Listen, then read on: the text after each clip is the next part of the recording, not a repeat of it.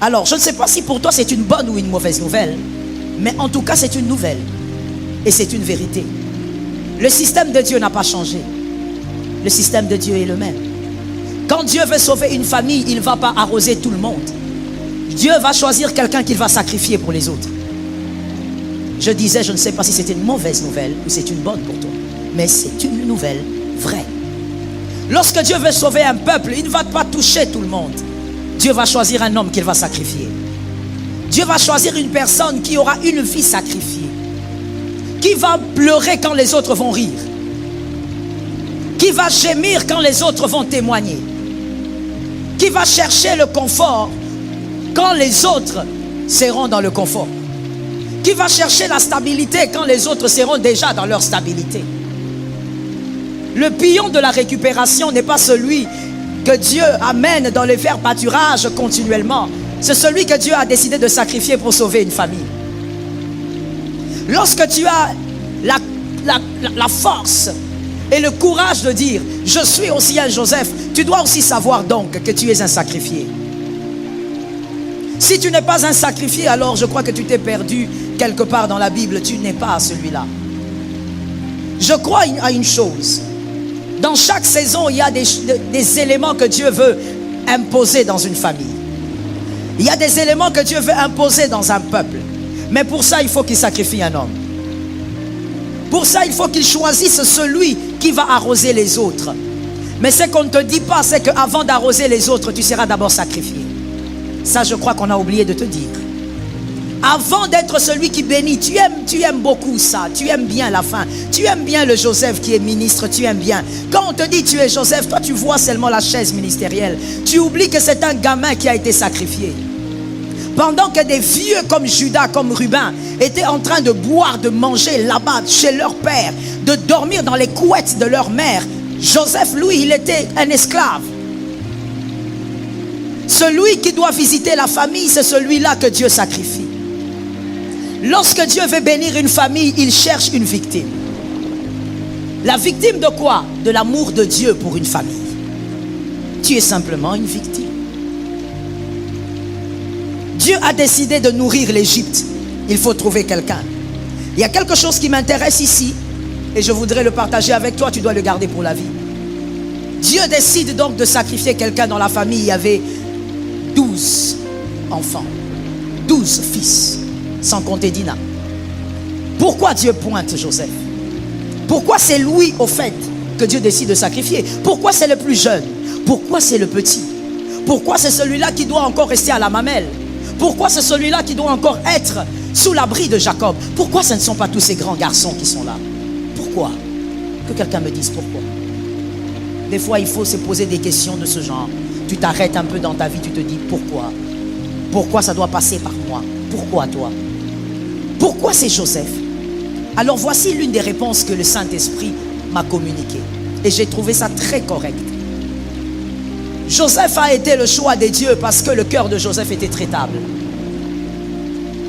Le cœur de Joseph était un cœur traitable. Dieu savait que même si Joseph vivait des moments catastrophiques, des moments horribles, Dieu pouvait toujours récupérer son cœur. Le cœur de Joseph n'était pas comme le cœur de Ruben. Ce n'était pas comme le cœur des autres. Les autres, s'ils avaient vécu la même situation que Joseph, ils n'auraient peut-être jamais pardonné. La preuve, c'est que même quand ils viennent et qu'ils rencontrent Joseph, que Joseph s'est réconcilié avec eux. Quand vous lisez la Bible, vous verrez que ces hommes-là ont encore menti à Joseph. C'était des hommes intraitables. C'était des hommes qui avaient des cœurs déjà abîmés. Que quelqu'un me dise abîmés. Dis-le bien, dis-moi abîmés. Ces messages peuvent ne pas te plaire, mais si tu es là, je crois que c'est toi. Les autres avaient des cœurs abîmés, en dehors de Benjamin qui était encore tout petit. Ils avaient des cœurs pourris. Si Dieu avait permis que ces autres vivent ce que Joseph avait vécu, oh, il n'aurait jamais pardonné aux autres. Il n'aurait jamais fait bénéficier à Jacob la gloire de l'Égypte. Mais le cœur de Joseph était traitable. C'était un petit garçon, mais Dieu savait que même s'il vivait des moments difficiles, son cœur était récupérable.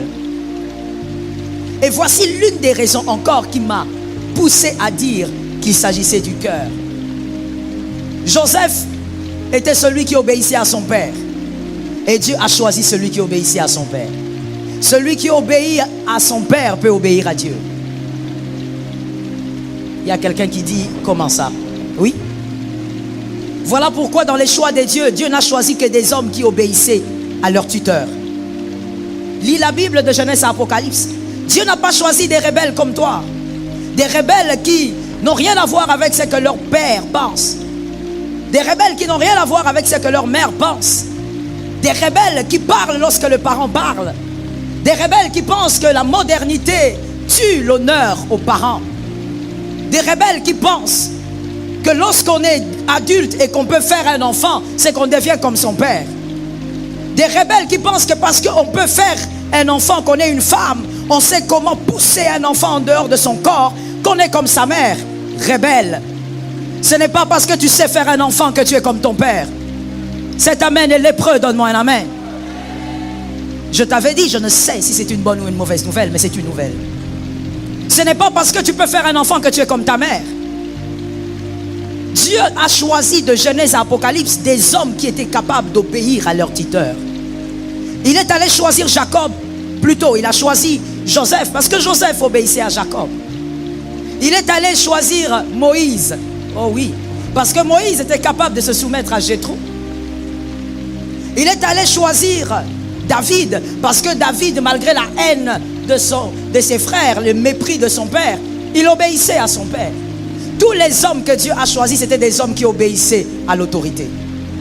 Voilà pourquoi, bien aimé, il y a des gens que Dieu ne choisira jamais. Vous moisirez dans les églises, mais Dieu ne vous choisira jamais.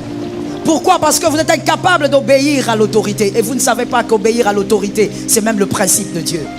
Dieu a horreur de la désobéissance. Il dit lui-même, l'obéissance vaut mieux que le sacrifice. Depuis qu'il a été trahi par Lucifer au ciel, Dieu a horreur de la désobéissance. Il a horreur lorsque le subalterne est incapable d'obéir à son autorité. Dieu n'a choisi que des hommes qui étaient obéissants. Parce qu'un cœur qui est capable d'obéir à l'autorité est un cœur traitable. Tu as compris. Un cœur qui est capable d'obéir à une autorité est un cœur qu'on peut traiter. On peut dealer avec ce cœur. Mais toi, tu vois, tu as un grand problème. Tu as un grand problème. Let me say it. Laisse-moi tuer ça un peu. Par la grâce de Dieu. Tu penses au fait que ton respect dépend de ton rang. Que ce soit le rang social, que ce soit l'âge que tu as. Mon frère, le respect à certaines autres autorités, je reste seulement à parler de parents, ça n'a rien à voir avec ton rang social. Ça n'a rien à voir avec ton âge. Peu importe qui tu deviendras, c'est l'autorité à respecter. J'étais en train de le dire quelque part, je te le dis aussi. Les parents, même morts, sont sacrés. Tu vois pourquoi tu ne donnes pas un amen? Parce que c'est une génération pourrie. Une génération des hommes et des femmes qui grandissent comme des légumes. C'est-à-dire vous grandissez sans respect, sans discipline. On ne vous a pas dit qu'il y a des gens qu'on ne touche pas. Toi tu touches à tout. Voilà pourquoi même au pasteur tu touches. Et tu oses même dire, je veux toucher. S'il fait le mal, je touche. Parce qu'il a été enrôlé par toi. Je te réchoque. Parce qu'il a été appelé par toi. Il n'a pas été enrôlé par toi. Il n'a pas été appelé par toi. Il a un Dieu qui l'a appelé. Est-ce que quelqu'un m'entend bien? Est-ce que je peux parler de quelque chose sous le soleil? C'est une sottise que je vis sous le soleil. J'ouvre cette parenthèse-là. Toi, tu crois que tout bonnement, mon frère, toi, tu peux aller dans la maison du voisin, commencer à gifler l'enfant du voisin en disant à cet enfant, écoute, tu es impoli envers ton père et son papa est là. Mon frère, même s'il a été impoli devant son père, tu ne peux pas faire ça. L'homme de Dieu a été appelé par Dieu. Personne, aucun homme de Dieu n'a été appelé par vous. Je reprends la phrase, j'ai besoin d'un amen. Aucun homme de Dieu n'a été appelé par vous. Nous avons été appelés par Dieu lui-même. C'est Dieu qui nous juge, c'est Dieu qui nous régit. C'est Dieu qui décide sur nos vies.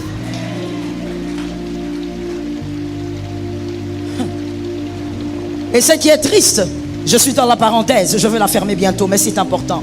Ce qui est triste, c'est qu'il y a même des gens qui confondent tout. Tu vas toucher aux hommes de Dieu, tu vas critiquer les hommes de Dieu parce qu'un homme de Dieu a failli. Est-ce que tu vois le niveau d'intelligence? Je me permets de le dire qu'à notre jeunesse, je reste à Kinshasa. Je ne parle pas des provinces. Je reste à Kinshasa. Regarde le niveau d'intelligence. Regarde le niveau d'intelligence. C'est là qu'on se dit, avec quel type de jeunes on va bâtir cette nation. Regarde le niveau d'intelligence. Mais ce sont des licenciés. Parce qu'un homme de Dieu a failli, tu vas mitrailler tous les hommes de Dieu. Écoute, je vais te prendre ça simple. Je te donne ça simple. Lorsque un médecin à Lemba fait une opération et qu'il rate son opération, la personne meurt. Il est légitime pour moi et intelligent pour moi de te dire de ne plus aller dans les hôpitaux. Non, il faut que je t'interdise, non? Parce qu'il y a un médecin à Lemba qui a raté son opération. La personne est morte. Il faut que moi, en tant que pasteur, je me tienne du haut de la chair et que je te dise, ne va plus dans les hôpitaux. Tous les médecins sont des aventuriers. Quel niveau de réflexion? Quel niveau de bassesse? Comment on peut réfléchir comme ça en étant licencié? Comment on peut réfléchir comme ça en se disant intelligent? Voici le niveau de la réflexion de nos jeunes Kinois. Je ferme la parenthèse en disant, Dieu ne va pas choisir celui qui n'a pas un cœur traitable. Il doit localiser ton cœur, voir que ton cœur est traitable.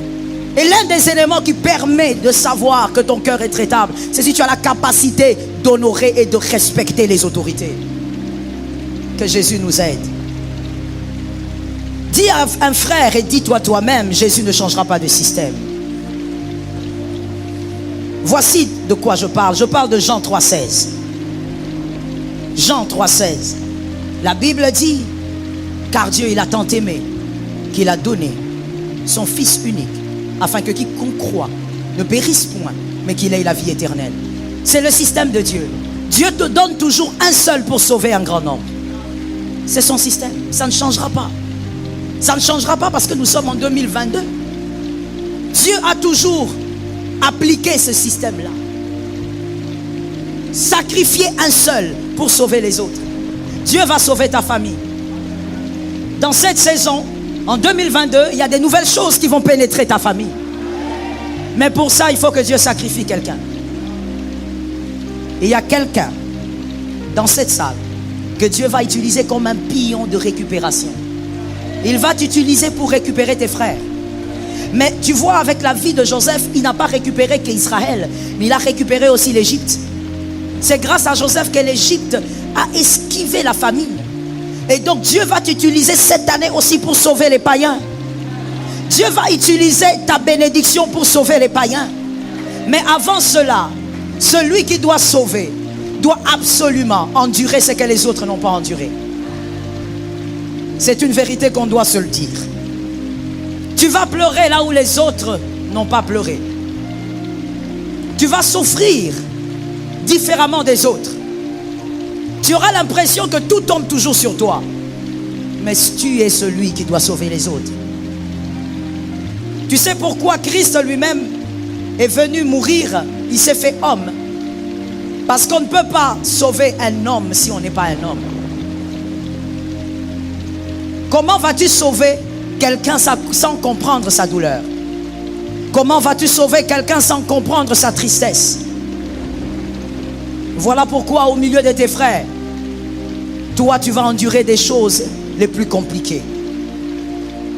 Si vous êtes à deux et que c'est toi le pion de la récupération, tu vas subir des choses les plus compliquées. Tu vas pleurer à un niveau où toi-même tu ne réaliseras pas ce qui t'arrive. Tu vas chuter là où les communs de mortels ne chutent pas. Pourquoi? Parce que tu ne chutes pas pour toi, tu chutes pour les autres. Non, tu n'as pas compris, je vais expliquer. Pourquoi est-ce que tu dois pleurer plus que les autres? Pourquoi tu dois souffrir plus que les autres? Pourquoi le parcours de Joseph? Simplement parce que tu vas récupérer les autres par ce que tu deviendras. Et pour les récupérer, il faut avoir vécu ce qu'ils n'ont pas vécu. Tu vas non seulement vivre ce qu'ils ont vécu, mais tu vas aussi vivre ce qu'ils n'auront jamais vécu. Tu vas subir des choses que les autres ne subiront pas. Voilà pourquoi je veux dire à un pion de la récupération, arrête de te plaindre. Chaque chose a son temps, vous savez. Arrête de te plaindre. Je veux poser une question. Qui ici, en tant qu'enfant, est déjà arrivé qu'il pleure parce qu'il a eu faim? Merci pour les mains levées, c'était une question en fait. Moi aussi, merci beaucoup. Tu as faim et tu te mets à pleurer. Tu te mets à pleurer parce que tu es un enfant, tu as faim. Et tu pleures au point où tu te dis, on ne me comprend pas, je ne veux pas pleurer, maintenant je vais crier. Tu changes de formule, mon frère. Tu commences à crier pour qu'on t'entende. Parce que tu es un enfant. Mais quand tu deviens adulte, et même pas, quand tu as déjà 12 ans, 13 ans, tu ne pleures pas parce que tu as faim. Tu te diriges vers là où tu peux avoir ta solution. Même la nature nous enseigne, non? Vous savez, quand on a certaines connaissances de soi, il y a des choses pour lesquelles on ne se plaint plus. L'ignorance nous amène des fois à pleurer sur des choses en réalité qui ne devraient pas être l'objet de notre tristesse. Si tu connais ta destinée, tu ne vas plus pleurer face à certaines choses. C'est ta vie, tu veux quoi? Tu veux faire quoi? C'est comme cette femme qui doit accoucher. Elle a très mal, elle hurle, elle crie. Mais si tu viens dire à cette femme, écoute, tu préfères qu'on supprime l'enfant, elle peut te gifler à un niveau. Parce que la douleur n'empêche pas un désir. Elle veut avoir son enfant. Elle sait qu'elle est appelée à ça et elle doit le vivre. Il y a des choses qui vont te faire pleurer cette année. Il y a des gens qui vont te quitter cette année parce que Dieu t'a sacrifié. Je t'avais dit, je ne sais pas si c'est une bonne nouvelle, mais c'est une nouvelle. Il y a des gens qui vont te lâcher cette année. Des gens avec qui tu étais très bien. Ça ne sera pas un problème de conflit. Ça sera un problème de destinée. Joseph n'était pas en conflit avec ses frères. C'était un problème de destinée. Il devait récupérer la situation chaotique à venir de l'Égypte et d'Israël. Dieu va bénir tes frères. Dieu va bénir ta famille. Dieu va t'utiliser pour le faire. Et Dieu va te faire traverser la vallée. La parole de Dieu nous présente deux types de personnes dans Matthieu 6,10. Matthieu 6,10 et Matthieu 6,11. Deux versets qui se suivent. Voilà pourquoi je les ai choisis. Parce qu'ils se suivent. Matthieu 6,10 et Matthieu 6,11. Matthieu 6,10 parle de ce verset puissant qui dit que ton règne vienne. Que le règne de Dieu vienne. Et Matthieu 6,11, le verset qui suit juste après, lui parle d'autre chose. Il ne parle pas du règne, mais il parle du pain. Deux types de personnes qu'il y a sur la terre des hommes, sous le soleil. Et tu es forcément quelque part, mon frère. Forcément. Celui de Matthieu 6,10, au fait, c'est cette personne justement qui va vivre dans sa vie l'influence du règne de Dieu. Là où il y a le règne de Dieu, il y a la gloire. Là où il y a le règne de Dieu, il y a l'élévation. Il y a la puissance. Il va vivre l'influence du règne de Dieu. Il va vivre son élévation. Mais justement, pour vivre cette élévation, le prix, c'est d'être sacrifié. Ce sont des gens que Dieu ne va pas élever parce qu'ils demandent l'élévation. D'ailleurs, laisse-moi te donner une information importante que tu retiennes pour la vie. Dieu n'élève pas celui qui le cherche. Dieu ne lève pas celui qui cherche l'élévation. Dieu ne lève pas celui qui prie pour l'élévation. Dieu ne lève pas celui qui gêne, qui se mortifie pour l'élévation. Parce que finalement, tu es en train de te mortifier comme ça. Pourquoi? C'est quoi que tu cherches exactement? C'est ta gloire? Ou c'est pourquoi d'ailleurs que tu cherches cette élévation comme ça? Dieu ne bénit pas, n'élève pas celui qui cherche l'élévation. Lis toute la Bible, il n'y en a pas. Je ne sais pas si toi tu vas être le 40e verset de la Bible, le 67e livre de la Bible. Dieu va t'élever parce que tu as demandé, tu es entré en retraite, tu as fermé toutes les portes, tu te mis à crier, Seigneur élève-moi, Seigneur élève-moi. Dieu n'élève pas celui qui cherche cette élévation. Dieu élève celui qui va bénir les autres.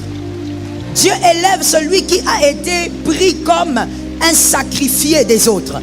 Dieu élève celui qui a la responsabilité de nourrir les autres. Pour celui qui a compris, je veux simplement dire que Dieu, quand il t'élève, ce n'est pas pour toi, c'est pour les autres. Ce n'est pas pour toi. C'est pour les autres. C'est pour nourrir l'Égypte et Israël.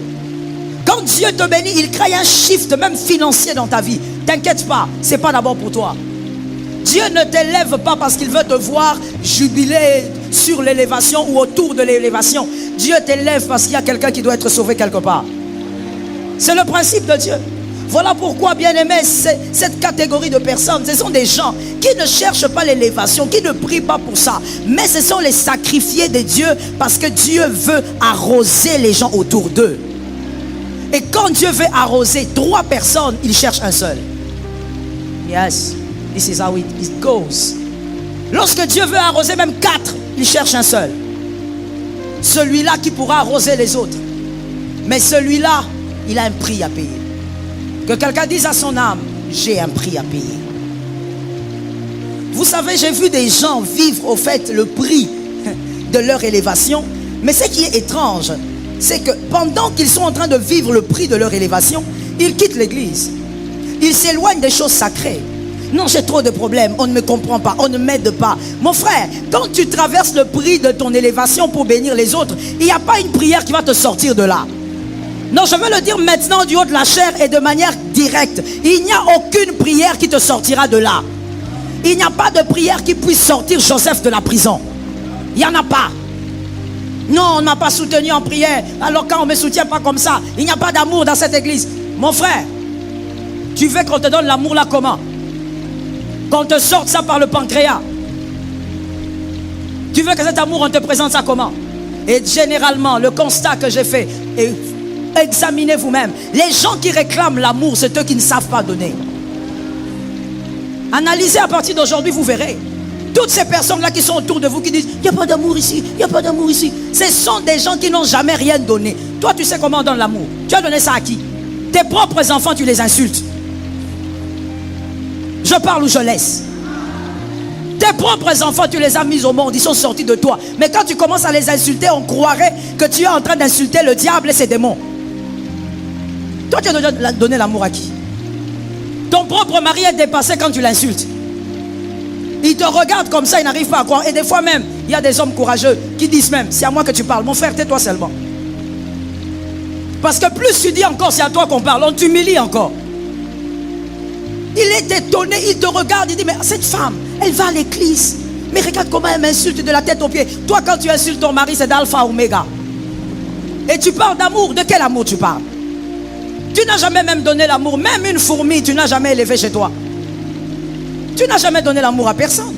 Mais ce sont généralement ces gens-là qui disent, non, il n'y a pas d'amour. Mon frère, lorsque tu es en train de traverser des moments de sacrifice, parce que tu es en train de payer le prix de l'élévation des autres, il n'y a pas de jeune qui puisse te sortir de là. Arrête de t'embrouiller. C'est un manque d'information et un manque d'enseignement.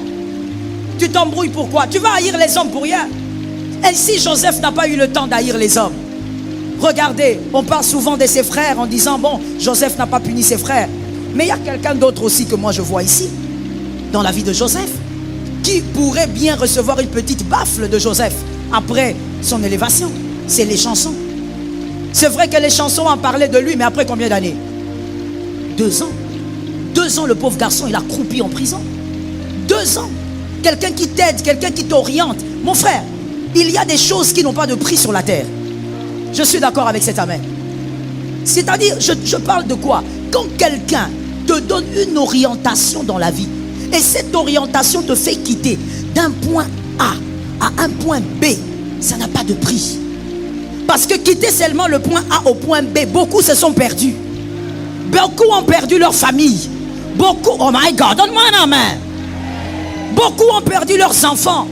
Beaucoup ont perdu des choses précieuses. Mais toi, quand quelqu'un te dit seulement, mon frère, fais ça, ça va marcher. Tu le fais, ça marche, ça n'a pas de prix. Et cet homme et son conseil sont précieux à tes yeux.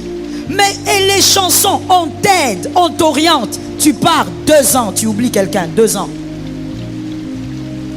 Quand Joseph a été élevé, pourquoi Joseph n'est pas allé voir les chansons pour lui dire, toi mon frère, tu m'avais quand même oublié, hein?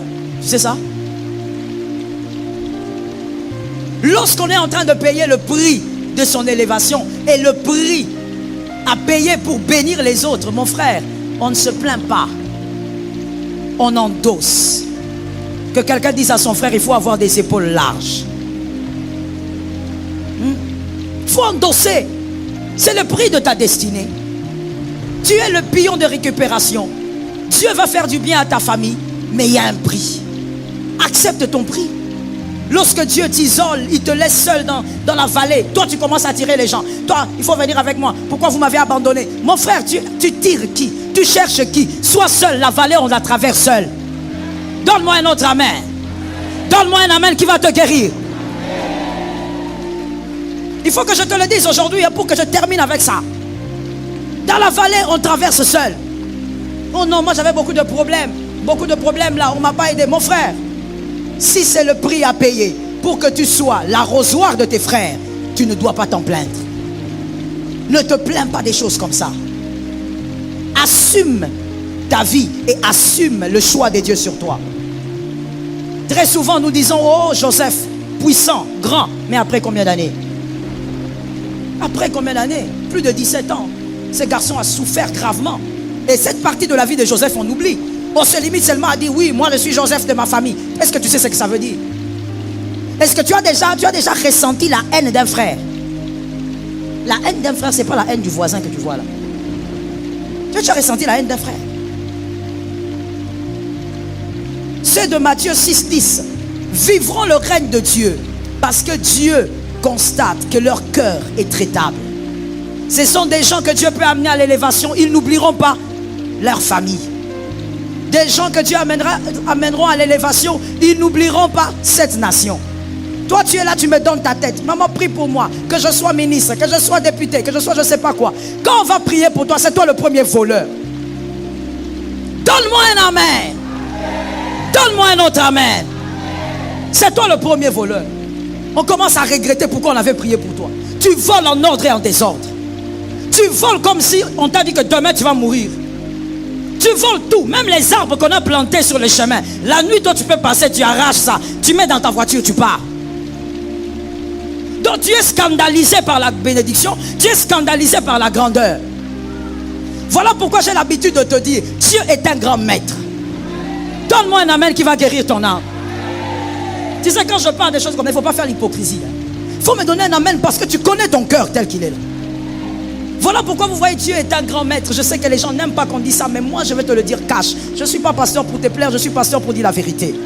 Alors écoute-moi très bien. Voilà pourquoi même Dieu lui-même, quand il prend quelqu'un à l'Odébar, il le fait d'abord passer chez David. Quand il prend David derrière les brebis, il fait d'abord passer chez Saül. Sois d'abord porteur d'armes de Saül. Parce que tu viens de trop bas. Quand il prend Joseph, Joseph doit arroser ses frères. Mais il dit, ah Joseph, avant même d'arriver à la prison là où le pharaon va te localiser, va d'abord chez Potiphar. Apprends d'abord comment on mange, comment on vit. Et puis, pas seulement ça, mais c'est pour tuer l'esprit de la pauvreté dans la tête de Joseph. Tuer l'esprit de la pauvreté dans la tête de David. Voilà pourquoi tu vois quelqu'un, on le prend, on le nomme parce qu'on considère qu'il a étudié, il est compétent. On l'entend parler, on dit oui, voilà un homme qui sait parler, qui peut bénir, qui peut soutenir le pays. Quand on te donne le poste, tu commences à tout voler tellement que tu n'as jamais vu tout ça. Tout ce que tu vois là pour toi, c'est la première fois de toute ta vie. Tu es tellement dépassé. Même les carreaux, tu as envie de les arracher. Je parle ou je laisse? Non, je sens quelque chose, je parle ou je laisse. Je choque, je rechoque. Tu as grandi sans cuve. Tu découvres la cuve. Tu as même envie de voler la cuve qu'on a mis au bureau là-bas.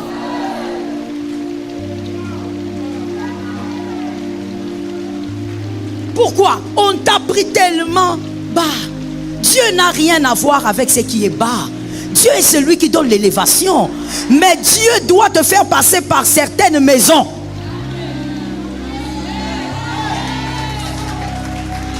Pour que la pauvreté quitte ta tête.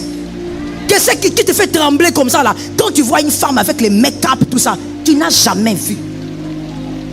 Les filles de ton quartier. Donc quand tu vois une fille comme ça, elle a un peu de parfum, on te dit, monsieur, il y a une dame qui veut vous voir. Ah bon? on fait entrer la dame dans ton bureau, tu commences à trembler. Tu n'as jamais senti ce genre de parfum. Tu commences à voler le pays en ordre et en désordre.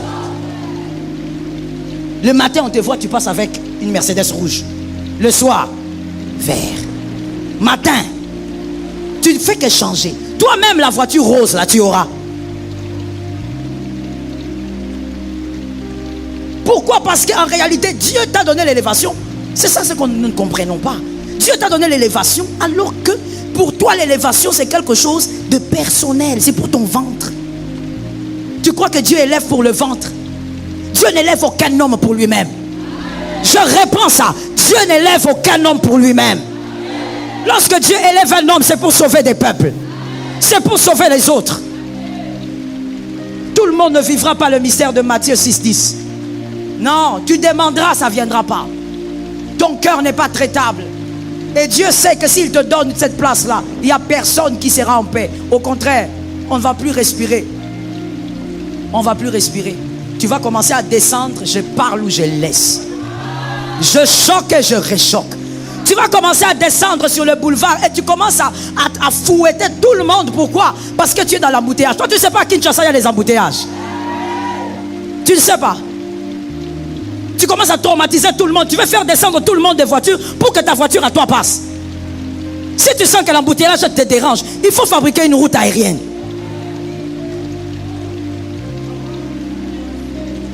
Tu commences à mettre tout le monde mal à l'aise. Pourquoi? On t'a donné seulement un peu. Dieu t'a fait goûter seulement un peu. Mais le problème, c'est que vous avez fait goûter à quelqu'un. Je parle, hein? Tu as donné le poulet à celui qui a l'habitude de manger les frétins.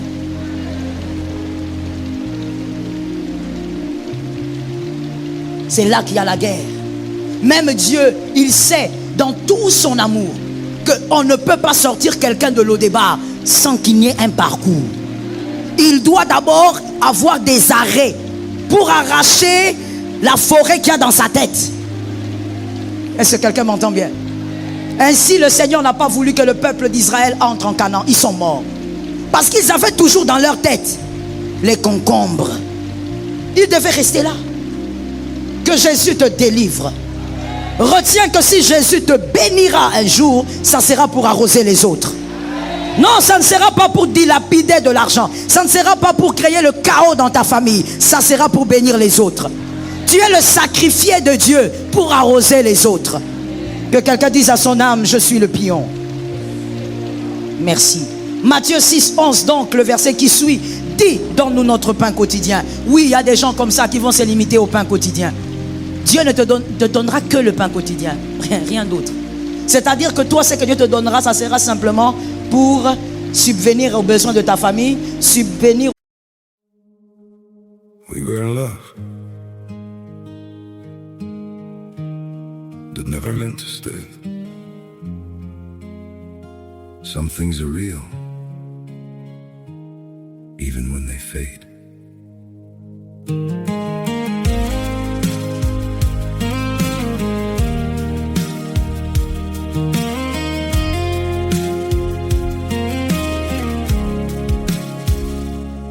I used to think if we kept holding on, we could bend the truth somehow. But love can't fight what's pulling us apart, and it's breaking us down now.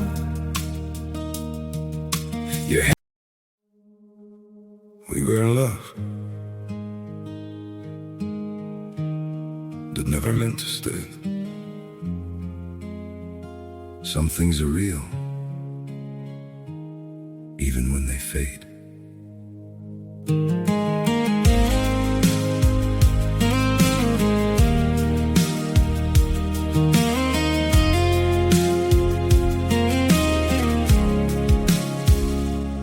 I used to think if we kept holding on, we could bend the truth somehow.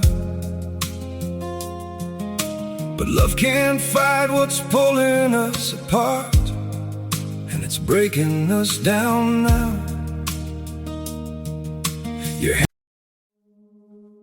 We were in love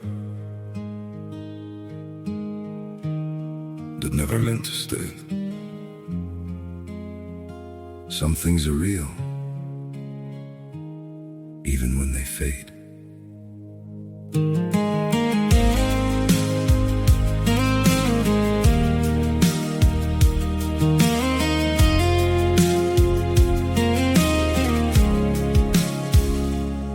I used to think if we kept holding on, we could bend the truth somehow. But love can't fight what's pulling us apart, and it's breaking us down now.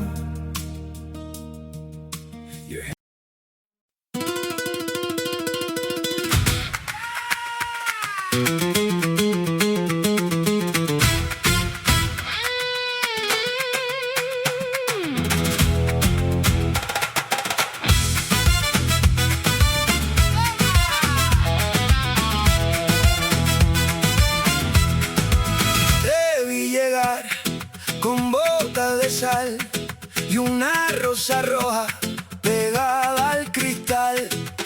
Tu boca dijo, ven sin pensar, y el patio entero se puso a temblar. Ay, mírame bien, que ya voy cayendo. Tu forma de arder me va desarmando, y cuando tú das ese paso lento, se me va la voz, se me va el aliento. Fuego en la mesa, tú y yo. Fuego en la mesa y nadie nos frena. Fuego en la mesa, quédate. Fuego en la mesa hasta que amanezca. Cruzan la sala como un puñal, tus manos juegan con mi ansiedad. La noche sabe lo que va a pasar. Si tú me miras yo voy a saltar. Ay, mírame bien, que ya estoy listo. Tu nombre en mi piel suena a destino. Y cuando tú das ese paso lento, se rompe la calma, se rompe el silencio. Fuego en la mesa, tú y yo. Fuego en la mesa y nadie nos frena. Fuego en la mesa, quédate. Fuego en la mesa hasta que amanezca.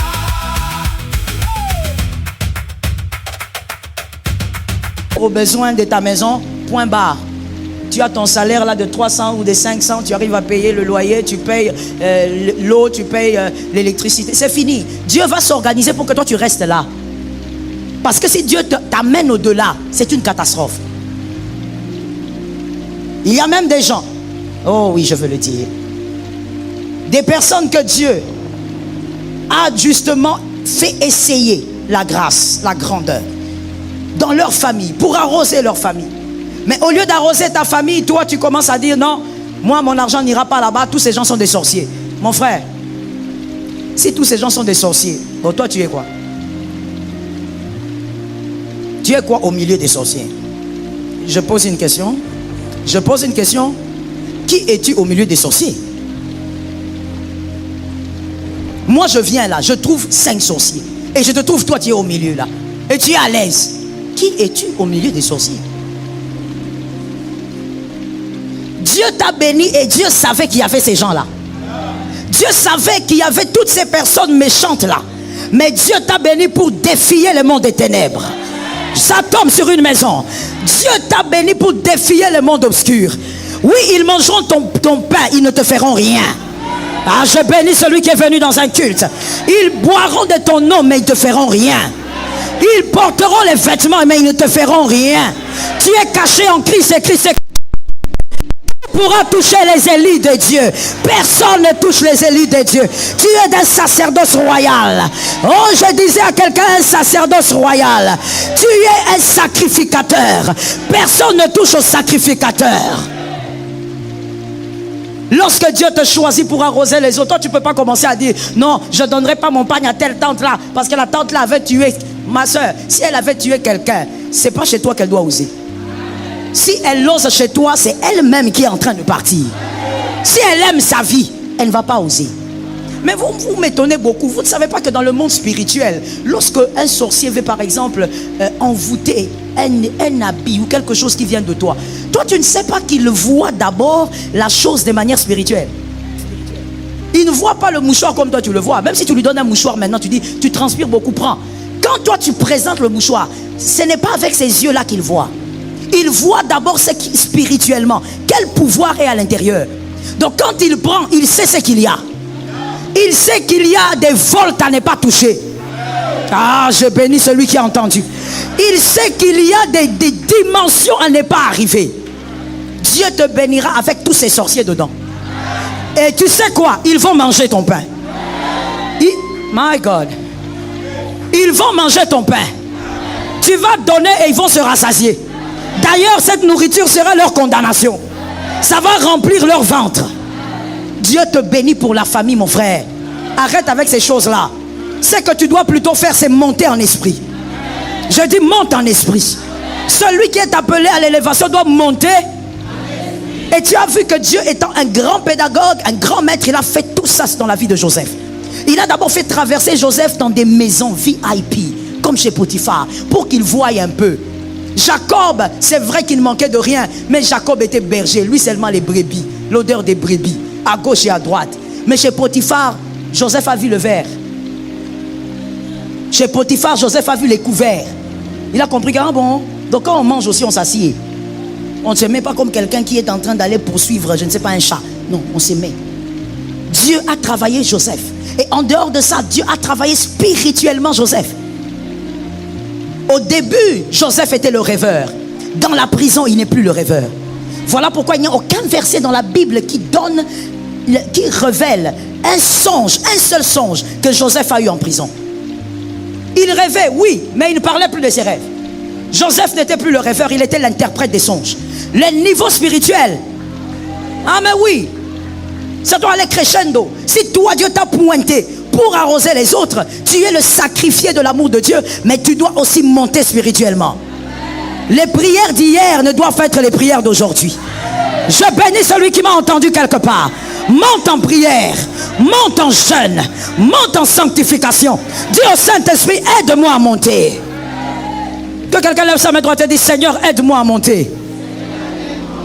Non, Dieu, lorsqu'il choisit quelqu'un, tu es le pion, tu es le joker de Dieu. Mais en même temps, tu es le sacrifié. Dieu ne doit pas rater sa cible. Dieu ne rate pas son deal. C'est-à-dire que il ne peut pas te prendre Joseph, il t'amène devant Pharaon. On te dit, voilà le songe. Interprète, tu ne vois rien. C'est que vous avez vu. Mon frère, il faut laisser ça. Chaque chose a sa place. Il y a à des endroits où tu entres, on a besoin de ton éloquence. À d'autres endroits, tu entres, on a besoin de ton intelligence. À certains d'autres endroits, tu entres, on a besoin de la sagesse bien assise. Mais à d'autres, on a besoin de la puissance. Tu te tiens devant Pharaon comme ça. D'abord, quand Joseph, c'est que j'ai envie de vous dire ce matin, j'espère que quelqu'un m'entend. Quand Joseph se tient devant Potiphar, il n'est pas seulement entouré de ses conseillers là, occultes, mais Joseph est devant aussi un grand sorcier, Pharaon lui-même, un grand magicien. Donc quand Joseph entre dans la salle, il sent l'atmosphère. Il sent qu'ici, c'est mystique. Mais quand il met le pied, il regarde Pharaon en face, son Dieu lui donne la prééminence. Je dis à quelqu'un, Dieu va t'utiliser dans la famille, monte en puissance. Dieu va même t'utiliser au point où des fois il va commencer à t'envoyer. Allez voir cet oncle-là, cette tante-là, c'est je ne sais pas ce qui de la famille, le grand sorcier là, qui dit que lui il tient je ne sais pas la casserole ou la magie de la famille. Dieu va te dire, va là-bas, entre là-bas, va lui donner je ne sais pas quoi. Mon frère, tu dois être capable d'entrer dans cette parcelle et sortir entier. Quelqu'un n'a pas compris que je suis en train de parler de lui. Je dis, tu dois être capable d'entrer dans cette parcelle-là et tu sors entier. Ne sors pas de cette parcelle en laissant tes enfants là-bas. Oh my God. Ne sors pas de la parcelle du sorcier de la famille en laissant tes finances là-bas. En laissant, je ne sais pas, ta santé là-bas. Sors de cette parcelle entier avec la puissance de Dieu qui t'accompagne. Tu nourriras les Égyptiens, tu nourriras les Israélites. Les Égyptiens, des hommes occultes, les sorciers, des hommes maîtrisant la magie. Mais Joseph les a nourris. Oh, il n'a pas peur de ça. Je vais en profondeur. J'ai posé la question, est-ce que je peux aller en profondeur? Je vais là-bas et j'espère que je vais m'atterrir quelque part là-bas. Je dis ceci, Joseph non seulement, oh my God, ce gars était puissant. Mon frère aime la puissance. Ce gars était puissant. Non seulement il arrive, il affronte le pharaon, il le regarde dans les yeux, il neutralise toute la magie de ses conseillers. Pendant que lui parle, certainement que les magiciens à côté étaient en train de faire des rituels pour qu'ils ne voient plus, des rituels pour qu'ils ne parlent plus. Pendant qu'ils font des rituels, Joseph voit. Plus ils font des rituels, plus la vision est claire. Ah, ça tombe sur quelqu'un d'intelligent. Plus ils font des incantations, plus toi tu vas de l'avant. Plus ils font des incantations, plus toi tu es dans une stabilité. Plus ils font des incantations, plus toi tu es promu. Plus ils faisaient des rituels, Joseph voyait clair. Et après cela, comme si cela ne suffisait pas, dis à ton frère, comme si ça ne suffisait pas. On voulait vraiment cochonner Joseph. Et on dit à Joseph, ok, tu es tellement brillant, c'est toi que nous choisissons. Mais tu n'as pas de femme. On va te donner une femme. Mais écoute, on ne te dit même pas choisi. On dit on va te donner. Et c'est qui qu'on donne? On donne la fille du prêtre. En d'autres termes, hein, si on peut actualiser, on donne la fille d'un grand magicien. On donne ça. On donne cette fille à Joseph. Donc cette fille a grandi dans la magie. Quand son père fait certaines rituels, la fille peut-être qu'elle participait. Peut-être même sur son corps elle avait aussi des amulettes parce que c'était la fille d'un grand prêtre. Et on dit bien le grand prêtre. On dit c'était là ta femme. Une fille qui dort avec la magie, qui se réveille avec la magie, qui mange avec la magie. C'est cette fille-là qui sera sa femme. Je parle où je laisse. Je parle aux aigles où je laisse. Donc quand ils arrivent donc à se marier, ils vont chez eux. Oh my God. Et ce qui est compliqué, c'est qu'on ne fait pas des enfants spirituellement. On fait des enfants. Il faut avoir un contact physique. Mais il y a un problème. Ce contact physique dit, celui qui a ce contact-là devient une seule chair. Et donc on piège Joseph par une femme pour dire, même s'il est puissant là-bas, quand il va s'accoupler avec notre fille, la magie, la sorcellerie va l'engloutir. Parce que la sexualité fait partie des plus grandes portes des puissances sataniques. Mais le mystère, que quelqu'un me dise mystère. Lorsque Joseph arrive à s'accoupler avec sa femme ou à coucher avec sa femme, Joseph n'est pas influencé par la magie. Joseph n'est pas impacté par la magie. Voilà pourquoi je dis, tu as peur des sorciers parce que tu as un niveau bas, monte encore. Tu as peur de donner ton pain à un sorcier, tu as un niveau bas, monte encore. Joseph n'est pas influencé par la magie. Par contre, Joseph est égal à lui-même. L'onction est restée sur sa tête. La puissance est restée sur sa tête. Le diable n'a pas eu de place. Joseph met au monde le premier enfant. Il l'appelle même Manassé. Il met au monde le deuxième. Il l'appelle même Ephraïm. Au milieu des sorciers, toi tu vas régner. Au milieu des sorciers, toi tu vas avancer. Tu vas t'épanouir. Tu vivras la gloire de Dieu. Tu vas bâtir au milieu des sorciers. Oui, au milieu d'eux, tu seras capable d'avoir Ephraïm et Manassé. Sans peur. Et j'imagine un peu le monsieur, le père de la fille qui demandait à sa fille de temps en temps, comment ça se passe là-bas? Comment on n'arrive pas à le voir? Vous ne le verrez pas. Vous ne pouvez pas le voir même si vous l'avez piégé avec une femme. Même si vous l'avez piégé avec la sexualité. Parce qu'il y a une puissance qui est en Joseph, qui va bien au-delà. Lorsque la porte spirituelle de la sexualité s'ouvre, c'est l'onction qui absorbe. Oh, je bénis celui qui entend. C'est l'onction qui absorbe. Mon frère, oh les maris de nuit. Vous savez même cette histoire, oh my God. Il y a un frère, écoute ça maintenant, ça c'est pour nous. Même le mari de nuit, femme de nuit, esprit incube et succube.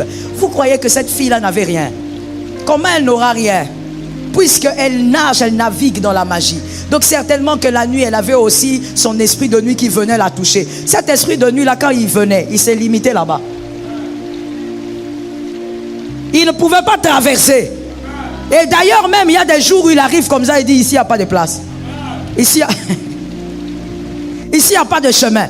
Je dis à quelqu'un, ce ne sont pas que nos chefs coutumiers qui peuvent faire disparaître des villages.